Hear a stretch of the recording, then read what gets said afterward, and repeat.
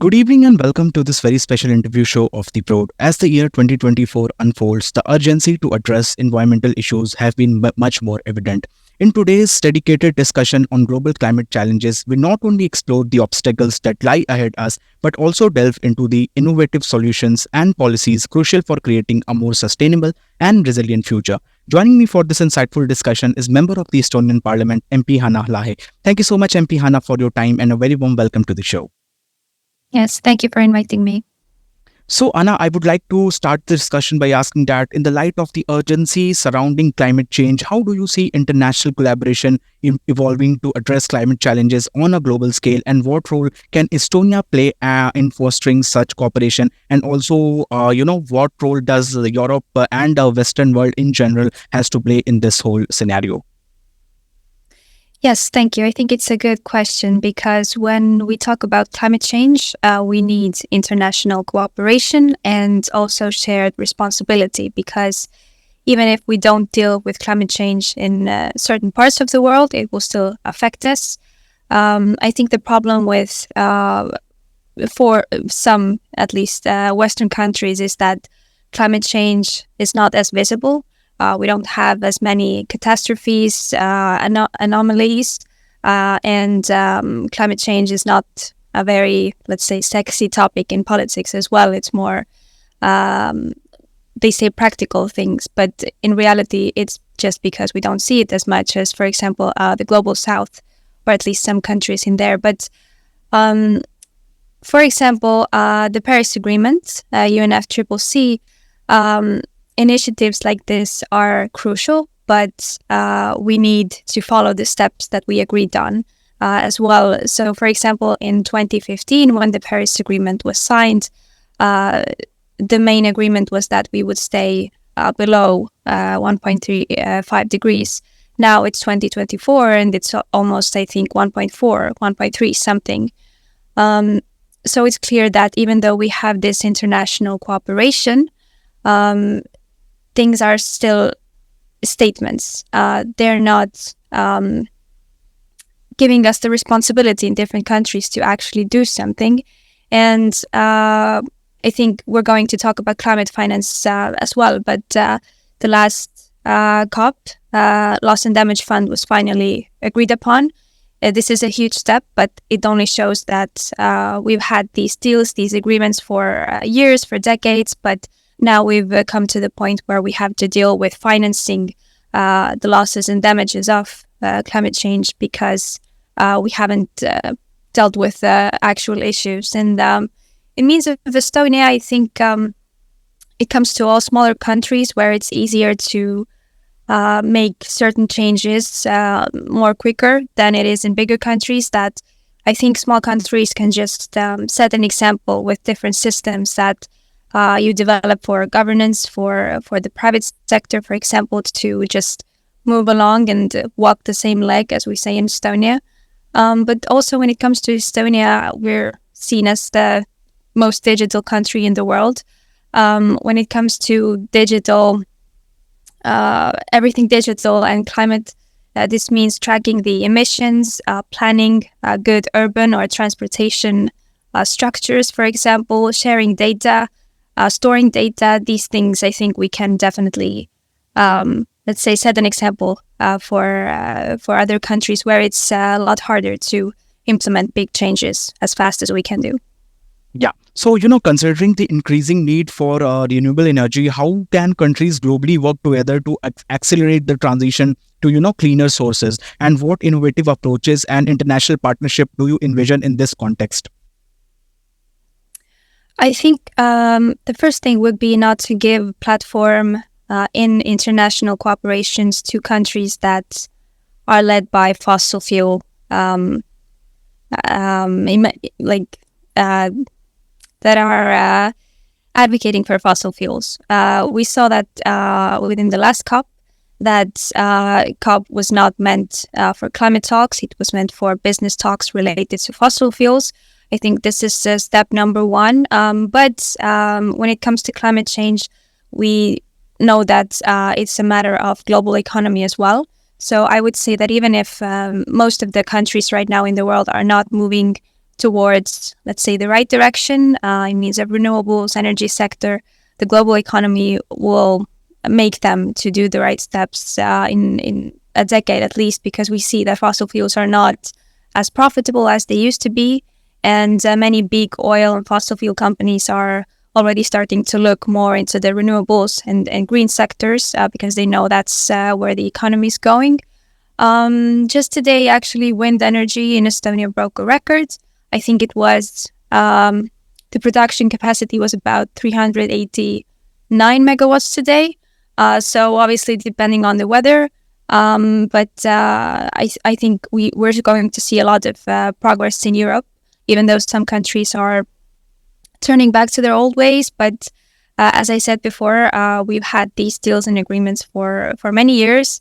Now we're only starting to actually act, which means that the more we postpone the right actions, the more they will cost us. I think this is one of the reasons why some countries are switching back to fossil fuels. But I think when we look at global cooperation in means of energy, we first need to start looking in different regions. So, for example, it could be a bunch of small islands somewhere. It could be states. It could be like the Baltic region we have here in Europe, which is where we have Estonia, Latvia, and Lithuania. We have many different connections between us. Also, we have different connections in Europe. For example, between Finland and Estonia, we have this gas pipe called Baltic Connector, which connects Finland to Europe, the continent, because it is quite far away from the rest of us. Same with Sweden, Norway. So when we talk about geography, I think there are certain logics that you can follow to create bigger connections. And it comes to synchronizing our how do I put this? Synchronizing our energy portfolios as well, because we do need energy independence, but we also need to work together for greater capacity. And something that really made us in Europe think about how energy is provided for our people was the Russia's war in Ukraine. This is where we felt like we really needed to be energy independent. We needed energy security. So we started to move away from everything that Russia provided us. But in the end, it's for a good cause, because we are connected just Europe-wise, and we're not dependent on aggressor states. Yeah, so you talked about climate solutions. So coming to the technologies now, climate solutions always involve advanced technologies. So how can nations collaborate to facilitate the transfer of sustainable technologies on a global scale? And what role does Estonia and European Union see itself in this in the whole process? I think, again, we can set an example for many bigger countries. European Union consists of different countries, but most of them are quite small, actually. So maybe just developing systems and changes and examples for bigger countries. But also in Estonia, we have a very good startup culture, a very good startup economy. We have a lot of clean tech initiatives there. So this is definitely one way to go. But even though innovation plays a big part in means of the energy sector and solving the climate crisis or mitigating, it's, I think, more about coming back to the roots and thinking about your real needs of consumption and why we're doing things the way we are. Maybe there's more sustainable way to live, because when we talk about the economy, the consumption, we're always looking to go up in the graph. But I think there's a certain point when we're not able to provide as much, because we know that consumption needs are raising in the world, but it's not sustainable to provide it the same way we have been doing for many years. So probably setting an example, and I would again come back to digitalization, because we need data, we need to share data, and we need to store it in the right way. And also cybersecurity is a big part of Estonia's success as well, because you might have the right digital systems to create change, but if they're not guarded the right way, then the security is still under question. Yeah. So, you talked about climate finance. So now coming to climate finance. So financing climate initiatives is crucial. And we know, and we have observed that at the recent COP, it doesn't seem to happen, right? So how can countries, including Estonia and European Union, contribute to this whole cause? And how can the whole overall world benefit from the global climate financing mechanism to support sustainable development goals and climate adoption efforts? I think, first of all, it's to understand that we need to act differently, that we cannot provide things the same way we have been doing for many years, as I said. And it just comes to climate mitigation and adaptation, because in the end, when we are doing the things the same way we are right now, then we still need to provide finance to the countries where most of our let's say emissions cause the worst scenarios. And if we just pay for countries to mitigate, then we can still act the same way. And I don't think that's the right way to go. So first of all, it's just dealing with climate change in our countries as well, lowering our emissions. But second, yes, I think global climate financing is important as well, because richer countries have been using the resources of poorer countries historically to gain wealth, and it has caused a very uneven situation in the economy as well. So I think this is the minimum we can do just to support these countries that suffer the most. But as I said, connecting to that, we need to act as well, because otherwise the snowball will only grow bigger. Yeah. So, public engagement is very pivotal in addressing climate challenges and, in that matter, any issue. So, what international strategies do you think are effective for raising public awareness and advocacy on a global scale? And how can Estonia and the European Union contribute to these efforts? I think it's maybe not so much more about the public action or awareness. I think people are aware of the climate crisis, even so in Europe. At first, I said that we don't see the effects of climate change as much, but still people know about this. Everyone talks about this. Economy is tied to it, so it's starting to grow roots in different sectors. It's not like people don't know about it, but I think just like activism and public awareness isn't doing enough. We saw the rise of young activists when Greta Thunberg started to strike, for example, which brought millions of young people on the streets to protest. Still, not much hasn't changed. So I would say the keys are actually in the hands of politicians, big company heads, people in power generally, because you can strike as much as you want when you are a private person, but in the end, the politician or the big company head will do the decision for you. This will affect you, but so maybe just bringing change into politics, which is why I went to politics as well. There's a certain amount of energy you can put into raising public awareness, but if there are no actions following it, then it's a problem, and I think it's energy wasted.